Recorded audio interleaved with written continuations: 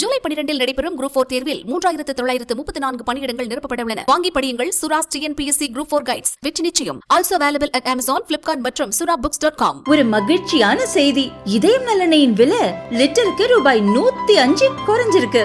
September 2023ல 1 litre இதயம் நல்லெண்ணெயின் அதிகபட்ச விலை ரூபாய் 503. ஆனா இப்ப 1 லிட்டர் இதயம் நல்லெண்ணெயின் விலை ரூபாய் 398 மட்டும்தான் தமிழ்நாட்டுல. அப்ப இனிமே எல்லாரும் இதயம் நல்லெண்ணெய் வாங்கலாம் இல்ல? மதுரை ஆதீன மடத்தில் சிறப்பு மருத்துவ முகாம் நடந்தது. மதுரை ஆதீனம் ஸ்ரீ ஹரிஹர ஞானசம்பந்த தேசிக சுவாமிகள் உடல் எடை ரத்த பரிசோதனை செய்து கொண்டார். அதன் பிறகு பத்திரிகையாளர்களை சந்தித்த மதுரை ஆதீனம் இந்தியா பாகிஸ்தான் பிரச்சினை பற்றி ஆவேசமாக பேசினார். சீனாவையும் கம்யூனிஸ்டுகளையும் கடுமையாக தாக்கினார். ராகுல் சீமான் கூறிய கருத்துக்களுக்கு பதிலடியும் கொடுத்தார். இன்னொரு பக்கம் தேசிய அளவு பிரச்சனை உங்களுக்கு தெரியாத ஒண்ணு வீடியோ வெளியிட்டு இருந்தீங்க.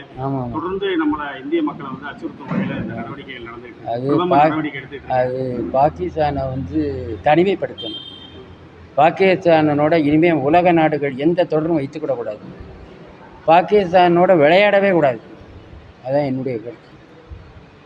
முடைக்கிறணும். இப்போ அமெரிக்காலாம் கூட கண்டனம் பண்ணியிருக்கு.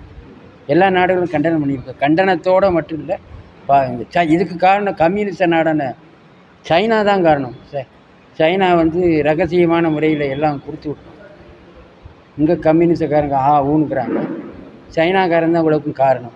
இந்த வக்போ இதை எதுக்குறாங்க. இப்போ முஸ்லீம்காக தானே எல்லாம் செய்கிறதுலாம் அங்கே. அதுக்கு ஒரு பயிரும் இப்போ இந்த வக்போ இதை கொண்டாந்தாங்களா, அந்த சட்டத்துக்கு எல்லாம் எதுக்குறாங்களே எல்லா கட்சியும்.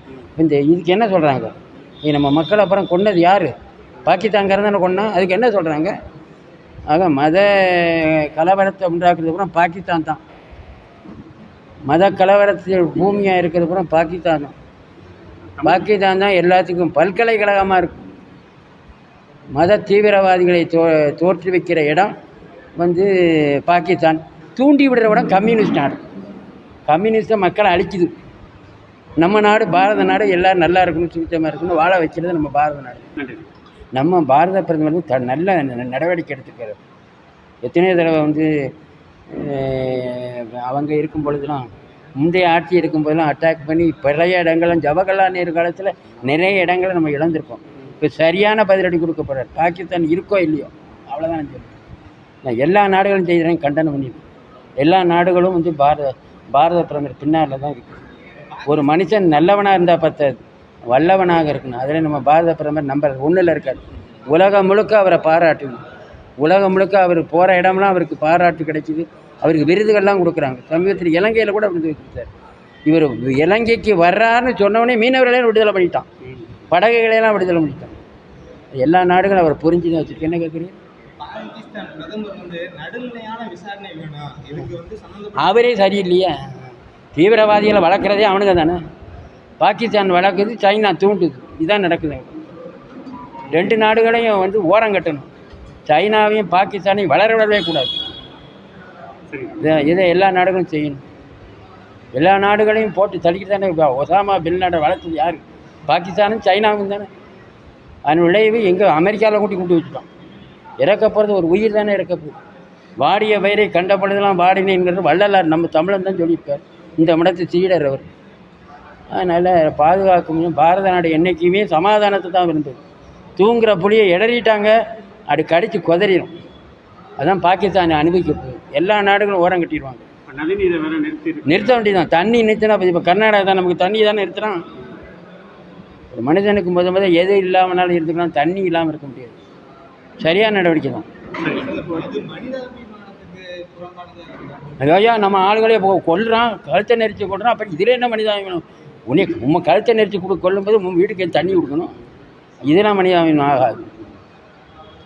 23 பேரை அவங்க என்ன பண்ணாங்க? சும்மா 25 பேர் சும்மா சாதாரணமாக போய் தானே பார்க்க போனாங்க. நதிநீரை நிப்பாட்டாதீங்க, மனிதாபிமானத்தோடு செயல்படுங்க. யார் சொல்கிறா? சீமான். அதெல்லாம் செய்ய முடியாது. தண்ணியை கொடுக்கக்கூடாது. இந்த பேருக்கு கர்நாடகத்தை என்ன திட்டிக்கிட்டு இருக்கோம்? தண்ணி ஒரு காற்று கூட கொடுக்கூடாது. எவ்வளவு துணிச்சலாக இருந்தால் சும்மா இருந்தால் கூட போய் கொள்ளும். நேரடியாக சண்டை போட பேடித்தனமாக வந்து அவ்வளோ பேரையும் கொண்டிருக்காங்க. இது நியாயமா? தண்ணி விலை மதிப்பு இல்லாத அதை கொண்டிருக்கானுங்க. தண்ணி ஏன் கொடுக்கக்கூடாது? அது யார் சொன்னாலும் சரி, அதை நான் ஏற்றுக்கிட மாட்டேன். என்ன அதெல்லாம் யாரோ ஒருத்தருக்காக இத்தனை பேர் செத்துருக்காங்க. நம் சகோதரர்கள் இறக்கிறதுக்கு யார் காரணம்? அதுக்கு என்ன சொல்கிறார் தீமா? என்ன சொல்கிறார்? தமிழ் மனத்தோட செயல்படுங்க, ஒரு தண்ணி தானே அப்படின்ற மாதிரி சொல்கிறார். மனிதாபிமானம் அவனுகிட்ட இருக்கா? தமிழ்நாட்டில் உள்ள எல்லா கட்சியும் முஸ்லீமுக்கு தான் சப்போர்ட் பண்ணுறாங்க. நம்ம இந்தியன் யாராக இருந்தாலும் இந்தியனை சுட்டு ஒழிக்கிறான். சவுதி அரேபியா எவ்வளோ தேவலாம் இருக்கு. அது தப்பு. மனிதாபிமானம் அவனுங்கள்ட்ட இல்லை, நமக்கிட்ட. நம்ம இன்னும் குனிய போனோன்னா நம்ம நாட்டை அழிச்சிடுவானுங்க. விடக்கூடாது. இதுக்கு சரியான பதிலடிக்கு தண்ணி நிறுத்தின தருதான். காற்று கூட கொடுக்கூடாது அந்த பயிர்களுக்கு. அப்பாவி மக்களை கொன்று குவிச்சது எனக்கே ரத்தம் துடிக்குது. இவருக்கு என்னையா தெரியும்? இவங்கெல்லாம் இலங்கை தமிழர்களே கொன்று குவிச்சவங்க தானே. உங்களுக்கு என்ன தெரியும்? சுதந்திரத்தை பற்றி அவருக்கு என்ன தெரியும்? அவங்க அப்பாக்கே தெரியலையே. தெரிஞ்சிருந்தால் நம்ம தமிழர்கள் ஈவி இயக்க இல்லாமல் இராணுவத்தை அனுப்பி இலங்கையில் கொல்லுவாங்களா? பச்சை குழந்தைய கூட கொண்டாங்க. தமிழ்நாட்டில் தானே என் சுதந்திர போராட்ட வீரர்களும் தோன்றினாங்க. அதெல்லாம் நினச்சிருந்தா அவங்க அப்பா கொண்டிருப்பார் அன்னைக்கு. ஆனால் ராகுலாம் சின்ன பையன், எனக்கு என்னது ராகுல் காந்திலாம் ஒன்றும் தெரியாது. வந்து பாஜக அரசு வந்து குற்றம் சொல்லிக்கிட்டே தான் இருக்காங்க. அவர் போல காஷ்மீருக்கு அப்படின்னு அவங்க கட்சிக்காரங்க நாங்கள் போயிருக்கோம் பாருங்க அப்படின்லாம் சொல்லிட்டு போகிறாங்க. யார் வேணாலும் என்ன சொல்லட்டு போட்டோம். அதை பற்றி தடாலடியை இருந்த இடத்துல நடவடிக்கை எடுக்கிறாரு. சரியான நடவடிக்கை. எல்லையை மூடினார். இனிமேல் யாரும் விளையாடக்கூடாதுன்னு செஞ்சார். ஆமாம். வாஜ்பாய் தடாலடியாக அன்றைக்கி போக்ரான் குண்டா போட்டார். நல்லா எடுப்பார். அமைதியாக இருக்கார். அவர் சன்னியாசி மாதிரி தான் வாழ்கிறார்.